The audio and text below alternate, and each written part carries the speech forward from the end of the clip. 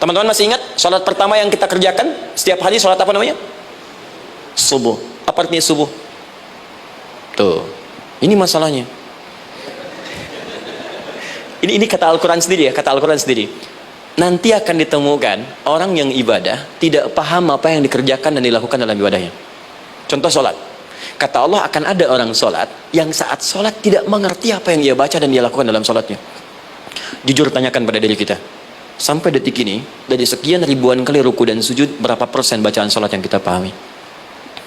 Jangan-jangan kita ruku tapi nggak ngerti yang dibaca, sujud tak paham yang diungkapkan, bagaimana bisa khusyuk? Mustahil. Kembali ke sini, kenapa sholat pertama itu disebut dengan subuh? Teman-teman, ternyata semua nama sholat dari subuh sampai isya plus bacaan dan gerakan dari takbir sampai salam itu bukan sekedar gerakan semata, semua ada artinya, ada maknanya, dan diajarkan oleh Nabi langsung. Subuh disebut dengan subuh, ada dua kata. Satu, fajar, Quran surah ke-17 ayat 78, inna Qur'anal fajri kana mashhuda. Kedua, subuh di surat At-Takwir, was subhi idza tanaffas. Kenapa disebut fajar? Fajar itu pancaran positif, pancaran kebaikan. Jadi kalau yang baik disebut fajar, kalau yang jelek disebut fujur. Fujur ada di Quran surah 91 ayat 7 sampai 8. Wa nafsi wa ma sawwaha fa alhamaha fujuraha wa taqwaha. Fujur itu rambatan gelombang buruk yang muncul dari nafsu. Ya, ditembuskan ke elemen tubuh kita. Misal gini. Tiba-tiba pengen marah. Ya, di tubuh kita mengatakan melotot, maka ini ada pancaran di hati kita nyambung kemudian ke mata. Ini rambatan dari sini ke mata disebut fujur namanya. Mau ke tangan pukul, masuk ke tangan. Itu rambatannya disebut fujur namanya. Ya. Yang baiknya disebut fajar. Ya, misal saya ingin sholat, tiba-tiba hati mengatakan sudah azan, merambat ke kaki, cepat melangkah, cepat wudhu. Nah, itu rambatannya disebut fajar namanya, atau infajar. Ini pasti ada, ya.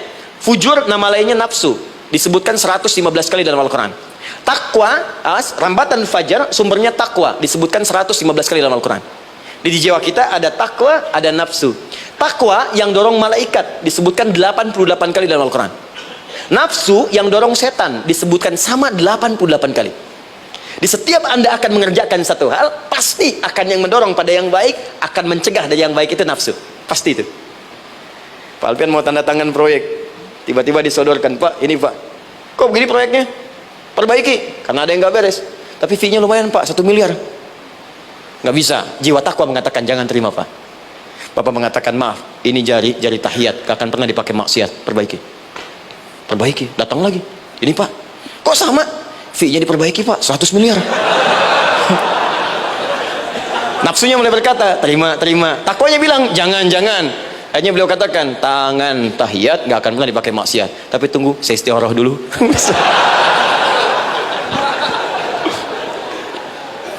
Nah, waktunya, ini salatnya disebut fajar. Kenapa disebut fajar? Karena saat kita tidur, terus dengar suara azan, Allahu Akbar, maka memancar dari iman kita, rambatan untuk merespon suara itu, bangun kita untuk menunaikan salat. Waktunya disebut subuh. Kenapa disebut subuh? Dari kata asbah. Asbah itu artinya yang siap dengan rencana. Dia orang Islam tuh nggak ada yang bangun dari tidurnya kecuali punya rencana jelas yang akan dieksekusi di hari itu.